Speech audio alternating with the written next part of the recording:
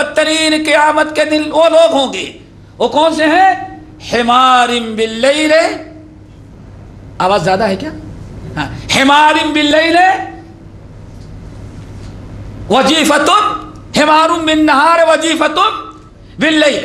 آپ نے ارشاد فرمایا کہ وہ اتنی محنت نہ کرو کہ دن کا گدھا ہو جائے انسان اور رات کا مردہ ہو جائے۔ وہ کون ہے؟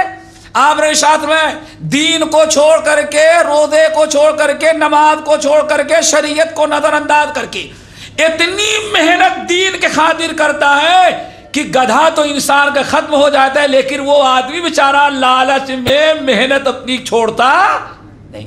دن بھر جو محنت کیا پیٹ کے خاطر اس نے گدھے کے مانند، وجیفۃ باللیل، اور رات کو آیا تو اب وہ انسان نہیں، زندہ نہیں، بلکہ رات کا مردہ بن گیا۔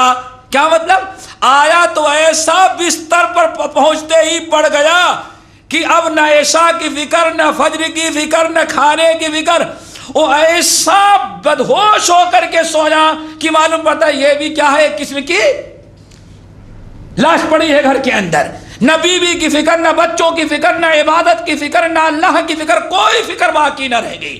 آپ نے فرمایا ایسی محنت نہ کرو، اتنی محنت کرو کہ دین چھوڑ کر کے جب بھی تمہیں اتنا ہی رزق ملے گا جتنا حلال طریقے سے دین کی پابندی کرتے ہوئے رزق کو تم ڈھونڈے ہوتے۔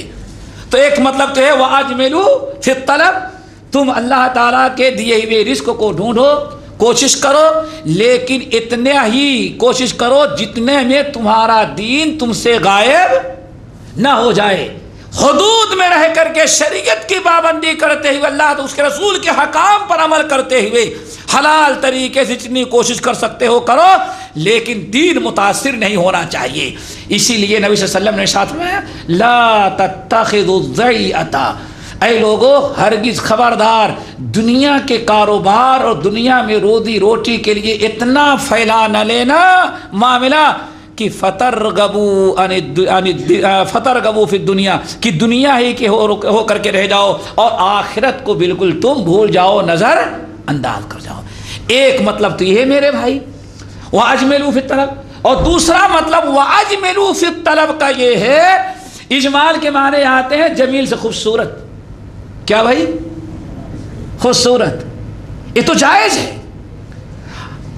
ابھی تک جو بات ہو رہی تھی، ایک ہے جمیل سے، اس کے معنی آتے ہیں خوبصورت، یعنی رزق حاصل کرنے کی کوشش کرو خوبصورتی کے ساتھ، یعنی صرف حلال طریقے سے رزق حاصل کرو۔ ممکن انسان حلال طریقے سے حاصل کر رہا ہے لیکن دین سے دور ہو۔ ایک انسان ایسا ہے کہ دین کی پابندی بھی کرتا ہوگا روزہ نماز کا، لیکن حلال رزق کے بجائے وہ رزق جو حاصل کرتا ہے وہ حرام طریقے سے۔ اللہ کے نبی صلی اللہ علیہ وسلم نے ارشاد نے خبردار وَأَجْمِلُوا فِي الطَّلَبِ، بھوکے کبھی تم مرو گے نہیں، پریشان نہیں ہوگے، ممکن ہے کچھ آزمائشیں آئے تمہارے اوپر دین اور شریعت کی پابندی کرنے کی بنا پر، حرام چیزوں سے بچنے کی وجہ سے تمہارے اوپر کچھ پابندیاں آئیں گی۔ اور کیوں پابندی آتی ہیں؟ ہمیں حدیث یاد آئی، حضرت معاذ ابن جبل رضی اللہ تعالیٰ عنہ، ابن ماجہ کی روایت بسند صحیح۔ اس حدیث کو ذرا سمجھنے کی ضرورت ہے۔ کہتے ہیں کہ میں نبی علیہ السلام کے پاس آیا، میں نے کہا یا رسول اللہ انی احبک، میں آپ سے بڑی محبت کرتا ہوں۔ اور بعض روایتوں میں آنے والا کوئی دوسرا شخص آنے کے بعد یا رسول اللہ انی احبک، میں آپ سے محبت کرتا ہوں۔ آپ نے فرمایا صحیح کہہ رہے ہو، واللہ آپ سے محبت کرتا ہوں۔ صحیح، میں انی احبک، میں آپ سے بڑی محبت کرتا ہوں۔ آپ نے فرمایا ذرا سوچو کیا کہہ رہے ہو، کیا کہہ رہے ہو؟ مجھ سے محبت کرتے؟ اللہ رسول میں آپ سے بڑی محبت کرتا ہوں اللہ۔ آپ نے فرمایا اگر تو سچا ہے تو ایسا کرو اب تم تیار ہو جاؤ۔ اللہ اکبر، ہماری محبت اگر تم دعویٰ کرے تو اب تیار ہو جاؤ بھائی۔ کس چیز کے لیے تیار ہو جاؤ؟ آپ نے ارشاد فرمایا فَعِدَّ، تم تیار ہو جاؤ تجفال کے لیے۔ کس کے لیے؟ تجفال۔ تجفال کیا چیز ہے؟ پرانے زمانے میں جب جنگ ہوتی تھی تو ایک تو لوہے کی قمیص اور ٹوپی ہوتی تھی جو جنگی انسان پہنتا تھا، اور ایک جالیوں سے، لوہے کی جالیوں اور کڑیوں سے ایک قمیص بنا لی جاتی، یا صرف سینے کے لیے یا منہ پر، جس کو مجاہد یا لڑنے والا سپاہی اپنے اونٹ اور اپنے گھوڑے کو جب میدان میں لے کے آتا تھا تو اس کو پہنا دیتا تھا، اور اس لیے پہنا دیتا تھا کہ اگر دشمن ہمارے اوپر حملہ کرنے کے بجائے ہماری سواری پر کرے تو ہماری سواری کو زخم نہ پہنچے۔ تو انسان جو پہنتا تو اس کو زرہ کہتے ہیں، اور جانور کو جو پہنا اس کو تشفان کہتے تھے۔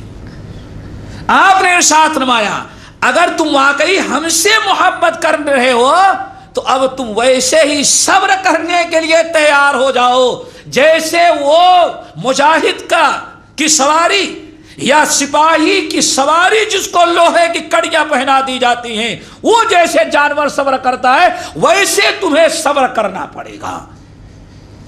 اور نبی کی محبت ایسے حاصل نہیں ہوگی، ممکن ہے کہ اللہ تعالیٰ آپ کو آزمانے لگے جو دعویٰ کر رہے ہو تو ایسے آزمائے گا جس طرح سے آبشار کا پانی زمین پر گرتا ہے نیچے، ممکن ہے ایسے ہی تمہارے اوپر فقر اور محتاجگی کی بھی بارش ہونے لگے۔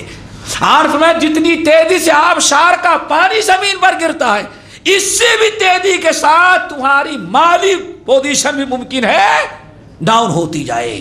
یہ گھبرانا نہیں، یہ تمہاری محبت کا بہت بڑا امتحان ہوگا۔ کیوں؟ اب کوئی صاحب کہہ دیں گے نہیں یہ تو معلوم پڑا ہے کہ یہ صوفیوں کی حدیث ہے کہ اسلام جو ہے سرمایہ داری سے منع کر رہا ہے۔ سرمایہ داری سے منع نہیں کر رہے اللہ رسول، آپ اشارہ کر رہے ہیں کہ اس دنیا میں جس کا دین جتنا مضبوط ہوتا ہے اللہ تعالیٰ اتنا ہی زیادہ اس کو آزماتے ہیں۔ وَلَنَبْلُوَنَّكُمْ بِشَيْءٍ مِّنَ الْخَوْفِ وَالْجُوعِ وَنَقْصٍ مِّنَ الْأَمْوَالِ وَالْأَنفُسِ وَالثَّمَرَاتِ۔ تو سب سے بڑی آزمائش انبیاء کی ہوتی ہے، اور دیکھتے ہیں کہ ہمارے نبی کو اللہ نے کیسے آزمایا کہ 2 مہینے گزر جاتے لیکن گھر میں چولہا نہیں جلتا تھا۔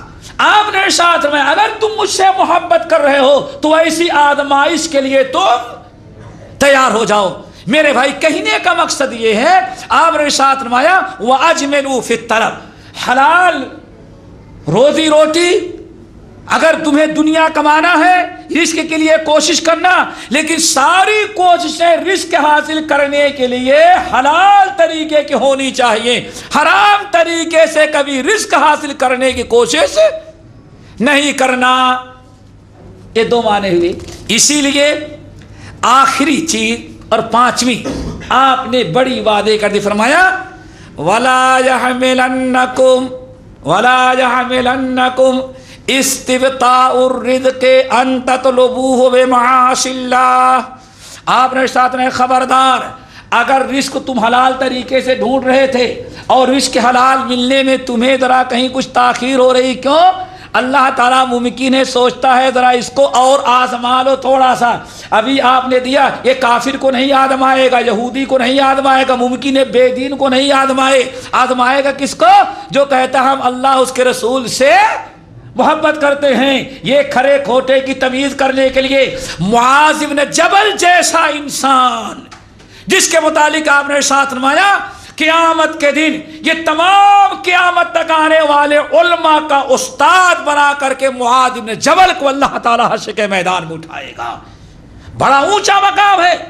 آپ نے ارشاد فرمایا ہر امتی کی حیثیت سے اٹھے گا، اور معاذ پوری ایک امت کا مقام مرتبہ لے کر حشر کے میدان میں آئیں گے۔ لیکن آپ فرماتے اے معاذ اگر واقعی تم ہم سے محبت کا دعویٰ کر رہے ہو تو اب تمہارے اللہ تعالیٰ ایسے آزمائے گا، آبشار سے پانی جیسے گرتا ہے نیچے، ایسے ہی ممکن ہے فقر و محتاجگی کے دروازے پریشانیوں کے تمہارے اوپر آ جائیں۔ اگر رزق ملنے میں حلال طریقے سے رزق حاصل کرنے میں اگر کچھ تاخیر ہو جائے اور کہیں جلدی نہ مل رہی ہو تو پھر وہی توکل کی بات آتی ہے کہ آپ بھروسہ رکھیں کہ جو رزق اللہ نے جتنا آپ کا لکھا ہے جب تک رزق مکمل نہیں کر لیں گے تب تک موت نہیں آئے گی۔ اس لیے آپ نے ارشاد فرمایا وَلَا يَحْمِلَنَّكُمْ استبطاء الرزق، اگر تمہیں رزق حلال ملنے میں کچھ تاخیر ہو، تمہارے کاروبار سدھرنے میں کچھ ٹائم